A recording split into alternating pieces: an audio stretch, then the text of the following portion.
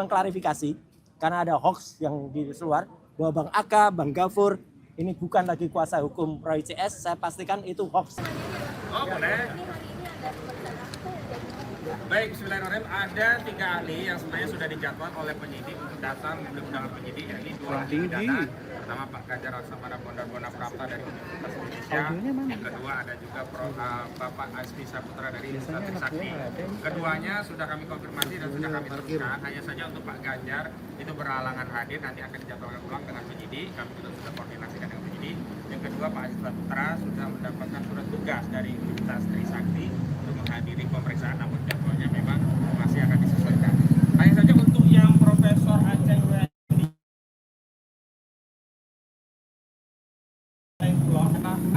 dari Fakultas Tata Sarjana Universitas Pendidikan Indonesia Bandung tadi sudah hadir, sudah menyerahkan surat tugas dari kampusnya. Beliau akan memberikan keterangan berkaitan dengan ahli bahasa spesifikasi linguistik forensik terhadap 3 persoalan sekaligus yang memang sudah kami sampaikan pada beliau.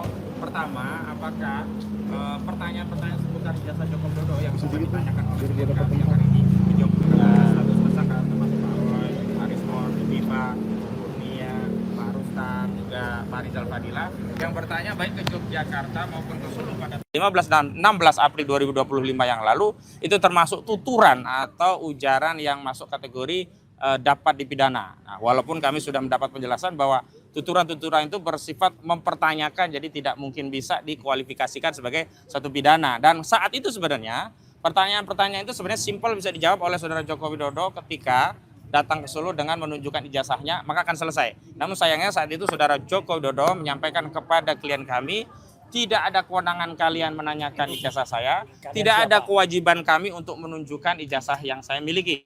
Nah karena itulah kemudian pertanyaan-pertanyaan ini tidak terjawabkan.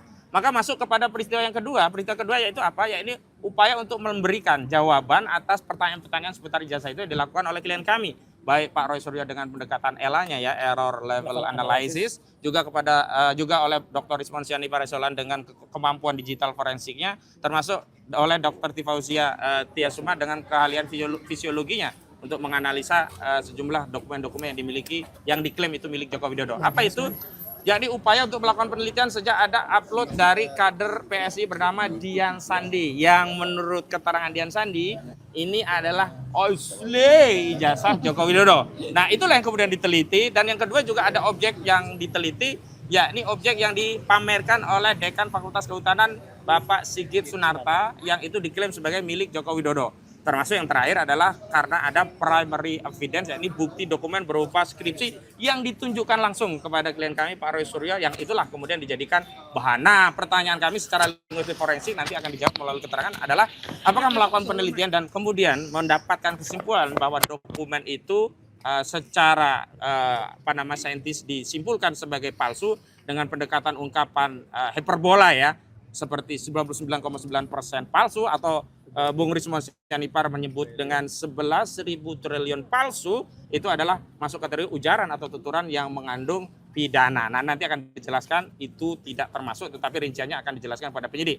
Dan yang ketiga adalah melakukan amplifikasi. Kalau amplifikasi itu adalah ketiganya ya, baik di klaster 1 dan klaster 2 itu dua-duanya maksud saya, itu sama-sama mengamplifikasi hasil temuan itu, menyampaikannya kepada publik dengan harapan setelah muncul penelitian dan diamplifikasi disampaikan publik, ada challenge, ada penelitian pembanding yang setidaknya mengcounter atau bahkan bisa membatalkan kesimpulan akhir. Tapi faktanya sampai hari ini tidak ada penelitian yang bisa mengcounter, apalagi membatalkan kesimpulan yang sudah dibangun oleh Dr. Roy Suryo dan Dr. Rismon Sianipar, sehingga tidak ada satu kesalahan apapun bagi sebuah penelitian yang menyampaikan hasil penelitiannya, kendati kesimpulan itu tentu tidak menyenangkan Joko Widodo. Nah karena itu yang terakhir saya menghimbau kepada Saudara Joko Widodo, janganlah menghabiskan waktu, pikiran, dan tenaga, bahkan kondisimu yang masih sakit, untuk keliling ke 38 provinsi, atau keliling ke 514 kabupaten ataupun kota, bahkan menyambangi 7.000 kecamatan. Cukup datang ke pengadilan di Surakarta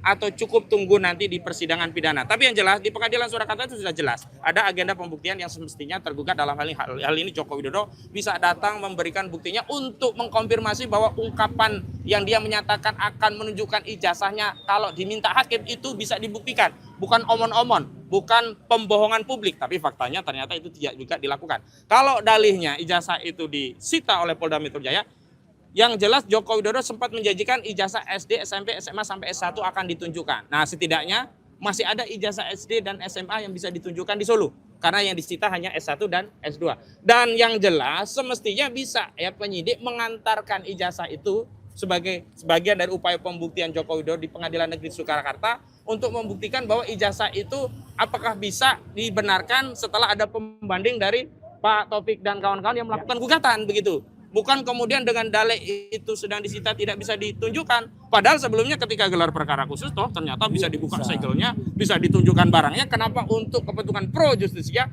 itu tidak dilakukan? Sederhana saja, kalau 5 penyidik saja bisa mengantarkan Eli dan nanti Egy Sujana dan juga siapa? Damai Ari Lubis datang ke Jokowi ke Solo minta pengampunan dan mendapatkan hadiah SP3, tentu saja sangat mudah bagi penyidik untuk mengawal bukti itu untuk ditunjukkan ke pengadilan. Kalau benar pertama Joko Widodo konsisten dia akan menunjukkan ijazahnya di pengadilan. Kalau benar yang kedua konsisten bahwa ijazah itu tidak bermasalah. Nah, karena berbelit-belit tidak pernah mau ditunjukkan, tidak juga pula dibawa ke pengadilan, maka jangan salahkan seluruh rakyat, bahkan dibenarkan seluruh rakyat kalau hari ini makin meyakini ijazah saudara Joko Widodo itu palsu begitu. Bahkan meminjam ungkapan Rizmon Sianipar, boleh jadi rakyat pun mengatakan 11.000 triliun persen palsu. Itu pengantar dari saya. Ada dari Mas Ray dulu, silakan. Oh, ada pertanyaan?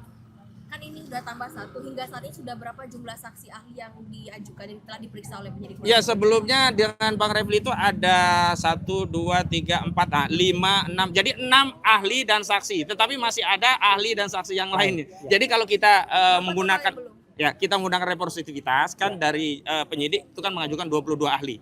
Kami berencana 22 juga. Jadi baru sekitar baru sih di bawah 10 lah ya. Ya kita harap rekan-rekan media juga sabar karena dulu kita mereka memeriksa 22 ahli juga kita sabar. Jadi kita pun akan menghadirkan saksi dan ahli yang seimbang yang sesuai dengan KUHP yang baru juga diperkenankan. Begitu. Oke. Saya tambah dikit namanya ya.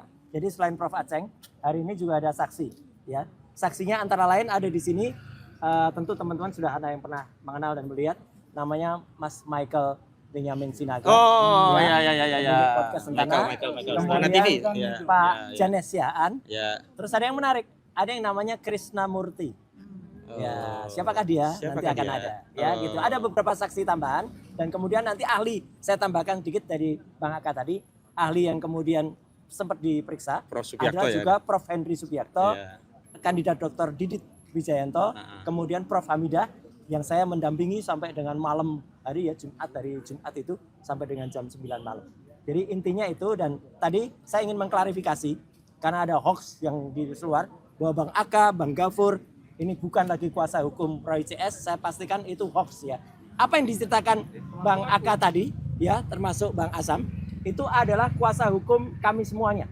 Ada surat kuasanya. Dan yang diceritakan adalah peristiwa-peristiwa ketika Bang Rizmon, Dr. Tifa itu memang masih menjadi kuasa hukumnya tim TAKA. Kalau dalam perkembangannya, saya akui memang ada kuasa hukum yang lain, nggak apa-apa. Ya, ada keterlibatannya nggak apa. Saya juga masih ikut dalam kuasa hukum dan itu biasa. Seorang prinsipal itu bebas. Ada kan teman-teman kan dengar juga ada Prof Denny Indrayana, ada juga LBH Muhammadiyah. Ya, mereka ikut membersamai dan mereka tidak mempermasalahkan itu. Jadi clear ya. Nah, ini saya ingin tambahkan sedikit tadi apa yang diceritakan oleh Pak Ustadz Qasimuddin ya. Jadi inilah bukti primary evidence yang juga dulu pernah saya tunjukkan. Inilah bukti yang benar-benar tidak hanya diperlihatkan kalau ini. Waktu itu saya pegang dan bahkan saya potret dengan kamera resolusi tinggi. Sehingga teman-teman bisa lihat bedanya antara kertas baru dan kertas lama. Kertas lama yang masih ketikan manual, di sini masih tertulis Dr. Ahmad Sumitro, dan kertas baru yang tulisannya sudah Profesor Dr. Insinyur Ahmad Sumitro. Logis tidak? Kalau pada satu skripsi yang sama, ya bulannya November 1985, di mana Dr. Ahmad Sumitro waktu itu belum mengukuhkan atau belum dikukuhkan seorang guru besar, ya itu betul. Namanya dokter. Ketika dia sudah profesor, November 1985, padahal pengukuhannya adalah bulan Maret 1986. Jadi ini adalah lembar yang disisipkan. Makanya waktu itu Dr. Rizmon mengatakan ini palsu, ya gitu. Saya juga menyampaikan ini jelas betul, kertasnya saja beda. Ya, jadi artinya itu bukti-bukti yang kemudian dikuatkan, termasuk juga keterangan dari Prof. Henry Subiakto yang mengatakan kalau Undang-Undang ITE itu adalah untuk transaksi elektronik, bukan untuk pemidanaan urusan politik. Ya, itu clear ya. Jadi saya kira tambahan saya cukup itu, dan satu lagi sedikit mumpung saya juga hadir selaku saksi dari peristiwa hukum yang dilaporkan oleh Mas Michael Sinaga, Pak. Nah, ketika melaporkan seseorang yang bernama Andi Azwan. Nah, saya menjadi saksi karena saya datang pada saat kejadian. Ya. Dan Joshua Sinambela. Ya, saya datang pada saat kejadian. Yang pertama saya ada hadir di salah satu TV yang studionya waktu itu ada di Sarinah. Tapi sekarang studionya udah pindah ke Ring 1. Ya, satu lagi yang studionya ada di Kebun Sirih. Ya, yang waktu itu saya juga hadir. Ya, gitu. Jadi intinya itu ya. Jadi kami saling membersamai, kami saling mendukung, dan kalau ada satu rekan yang terkena musibah, bukan berarti kita ikut jadi korban, kita melarikan diri, bukan. Ya, kita semua maaf.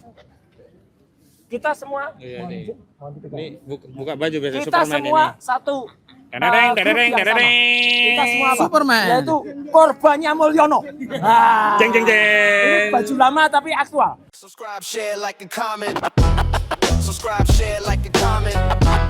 Subscribe, share, like, and comment. Subscribe, share, like, and comment. Subscribe, share, like, and comment.